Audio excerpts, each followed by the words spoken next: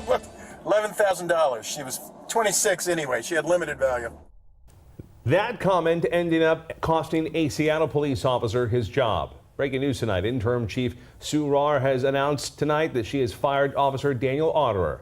Thanks for being with us at 9. I'm Steve Solis. I'm Jessica Janner Castro. That officer was caught on dash camera video making those comments, joking and laughing about a college student, John V. Condula. She was hit and killed in early 2023 by another SPD officer on the way to a call. In January, the Office of Police Accountability announced it found he acted unprofessionally. Tonight, internal police sources tell King 5 Interim Chief Rahr was strongly considering a 30-day suspension for Officer Daniel Otterer. In the end, sources say she went with termination so she wouldn't appear too lenient.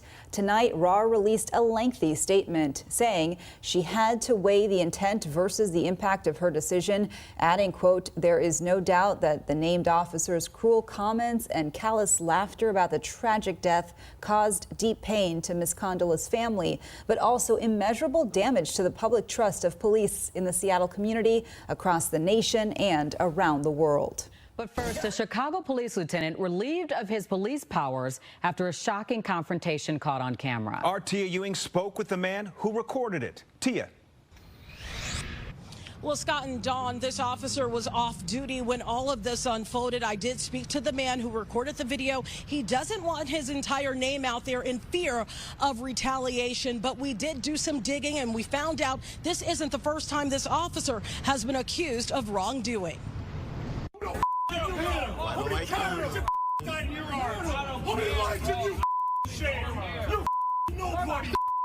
A racial slur hurled during a heated argument Friday, July 12th. The man in the blue used the N-word. He got into another altercation with someone else on the same night on this downtown Chicago rooftop. This time, the person he was arguing with identified him as a police officer. Behind the cell phone video recording is Raheem. He confronted the man on the spot. That ain't funny, bro. Ain't you a police officer? Not me, dude. Yeah. Days later, Raheem posted the video on Instagram, garnering thousands of views and an investigation. I ain't really know how to react because it's like I know they're the police and he not talking to me, but it's still affecting me. So it had me feeling like in a weird position. It's like I'm upset and I ain't know how to like direct my anger. The Civilian Office of Police Accountability is investigating the incident and Lieutenant Andrew DeCurris. He's a 29-year veteran on the force. They need to actually pay attention to the complaints made, pay attention to the officers they have, because these are people that's arresting our communities. It's not the first time DeCurris has been in the headlines. This is from our website in 2021, stemming from a federal jury finding that DeCurris used excessive force when a man was tackled and beaten during Cubs World Series celebrations in 2016.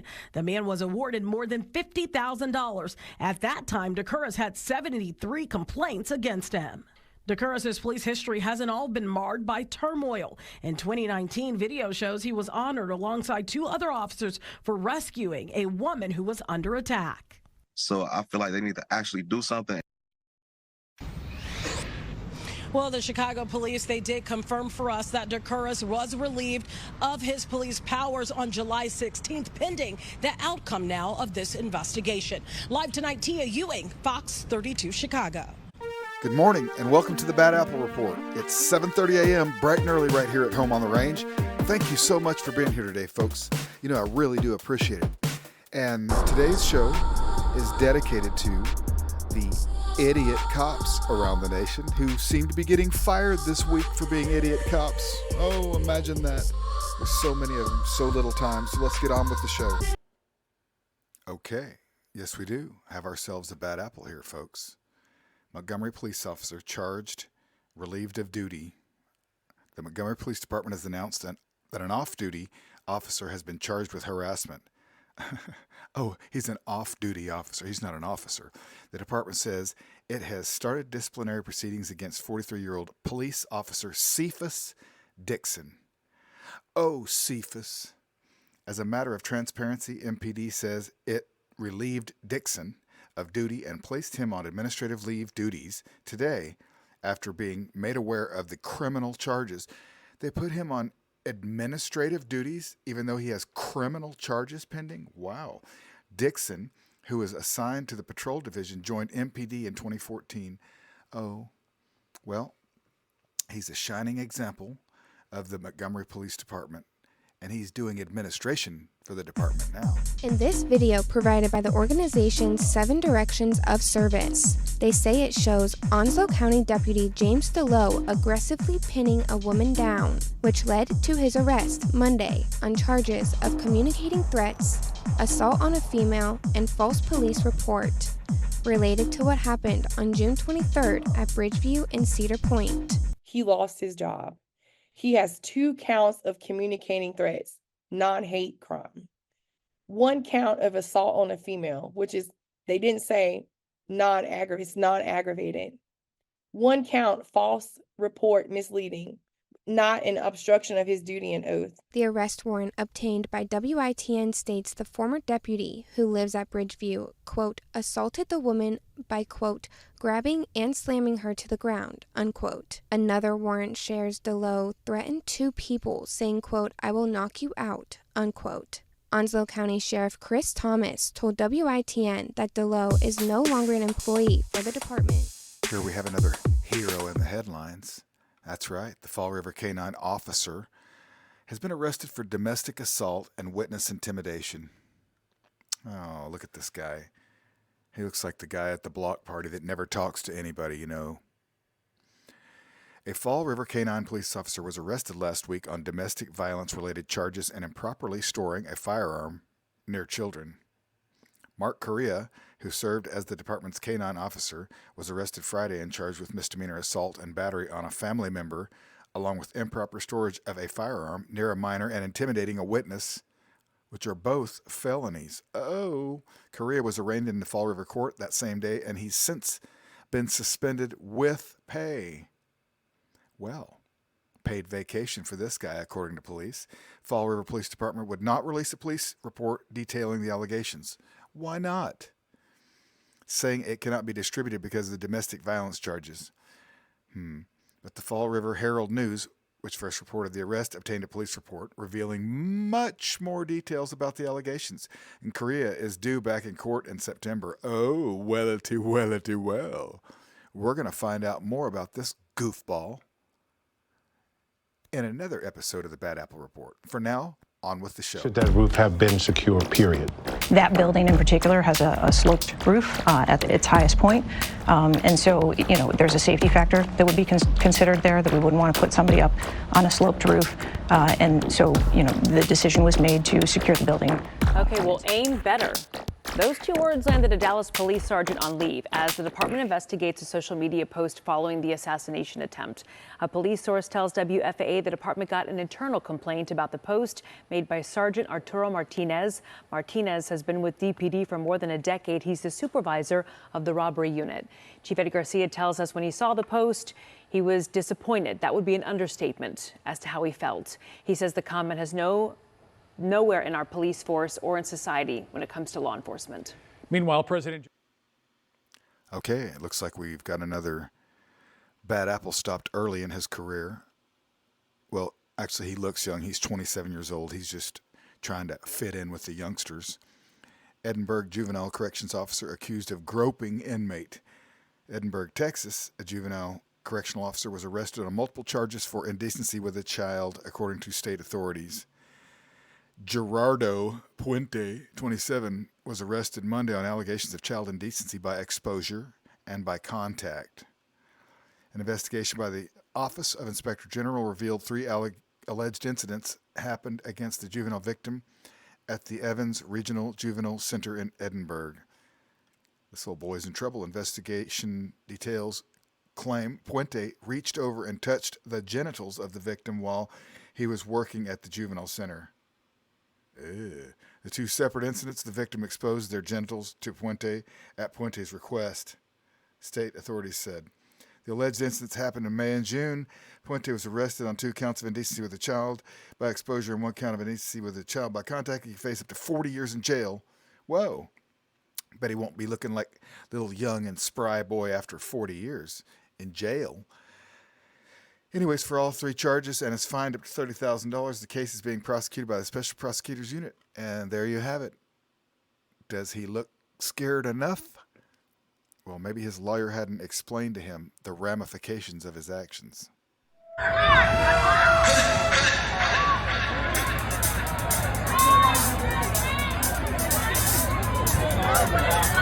Get that son of a bitch.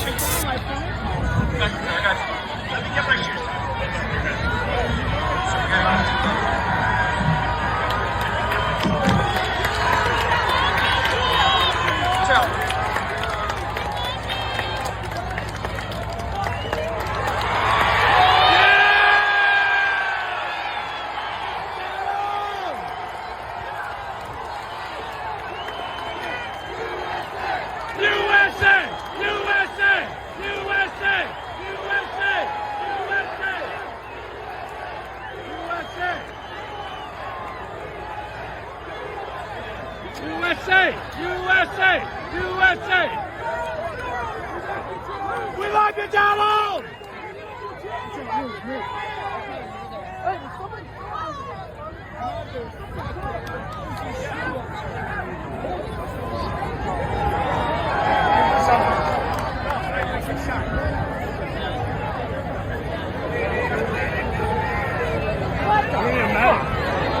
Oh, I hope they get whoever the fuck did this. They better have got whoever the fuck. Did they find the asshole who did it? They better have got whoever did it.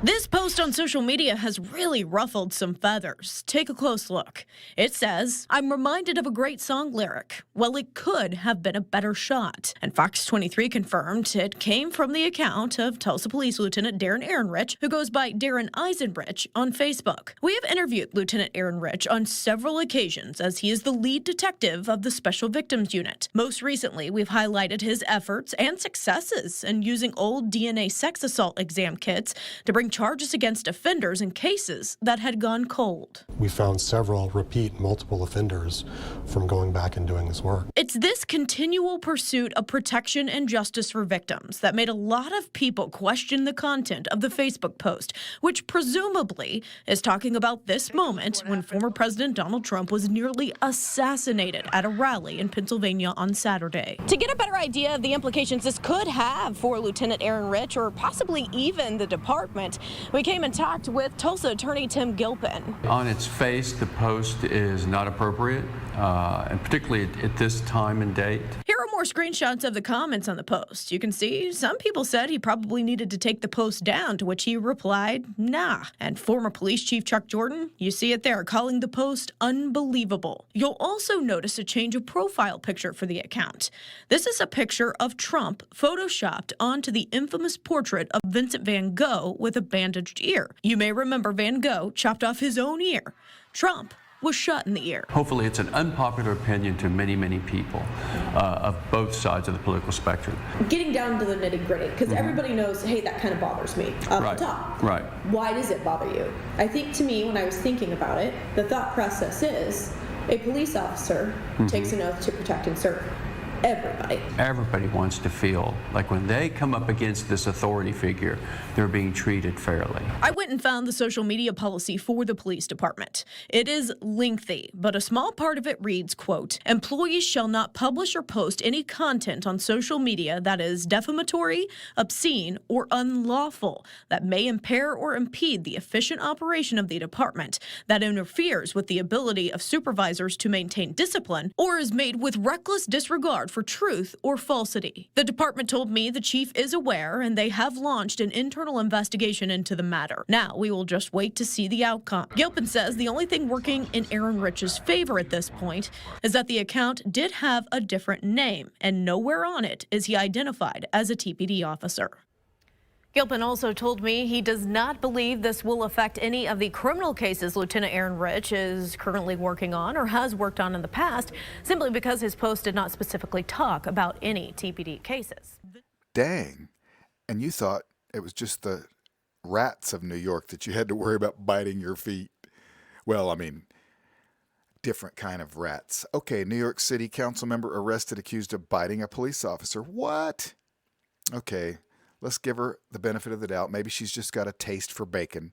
A New York City council member was charged Wednesday with biting a police officer during a chaotic protest over the construction of a new homeless shelter in her district.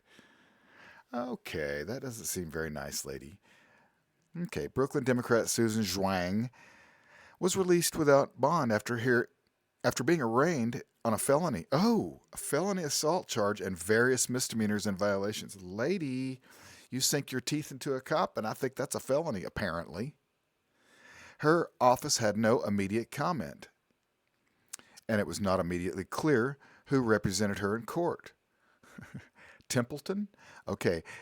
Images and video posted to social media show police clashing with protesters at a planned site for a homeless shelter. In one video, a woman who appears to be Zhuang can be seen alongside other protesters trying to wrestle a barricade away from police as an officer tries to handcuff her. Okay. Another video appears to show Zhuang being led away by police in handcuffs. Oh, Zhuang. A court complaint said that when Zhuang and others were told to stop pushing barricades toward officers, the council member turned her head toward Deputy Police Chief Frank DiGiacomo, bit his forearm, and stiffened and twisted her body as officers tried to handcuff her. Lady, that's not cool. You're in trouble now. The bite broke DiGiacomo's skin and caused substantial pain, and he went to the hospital for treatment. Okay, you are in so much trouble, lady. Police citing an arrest report said earlier that Zhuang was blocking officers from getting to a woman on the ground. At an unrelated news conference Wednesday afternoon, NYPD Chief of Patrol John Schell described Zhuang's as a great partner with the NYPD for a long time. Oh, she backed the blue until it happened to her. He said of the allegations, "I can't explain it right now." Oh, I just can't explain what got into Zhuang. Zhuang posted a video to social media that appeared to show people arguing with an officer about whether there was a permit for construction at the site.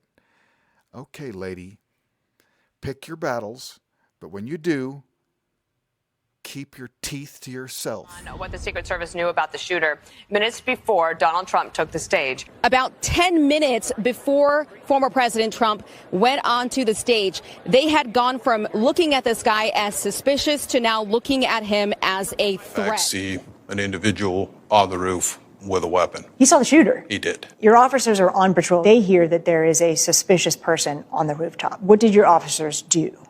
So our officers in the area started to converge on the building. My understanding is they did a full perimeter walk of the building. Weren't able to see up on the roof. Two of the officers went to what appeared to be the lowest point from ground to roof. One of the officers actually boosted the second officer up high enough for him to grab hold of the roof. When he was able to pull his head up over the roof, he did in fact see an individual on the roof with a weapon. He saw the shooter. He did. And what did the shooter do? Turned towards him, had the barrel of his weapon pointed at the officer. At that point, the officer's hanging on Yes. to the side of the roof, Yes. unable to pull a gun out, Unable to unable to defend himself, unable to reach his radio. any of that. Yeah. Strictly defensive movement for him to lower his head, duck, lost his own grip, right? Fell approximately 8 feet to the ground. That's a steep drop. It's a good drop, yes. Did he get hurt? He did. In that moment, did they realize there's a threat right now to the former president? They did. So both the boosting officer and the officer that fell were both on the radio, indicating that there was an individual on the roof that did in fact have a weapon. Who did they radio? So there was a blanket tactical channel being Everyone used. heard it. Everyone that was on that tactical channel heard it, yes. How much time between that radio communication and the gun being fired at the former president? That I don't have that Thank you all for sticking around for a really big show this morning and every morning right here at home on the range, except for yesterday morning. Sorry about that, you guys.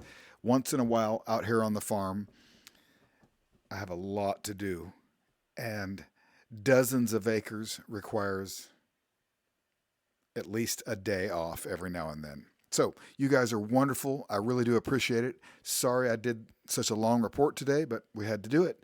And I'll see you right back here tomorrow morning at 7:30 a.m., bright and early. Have a great day.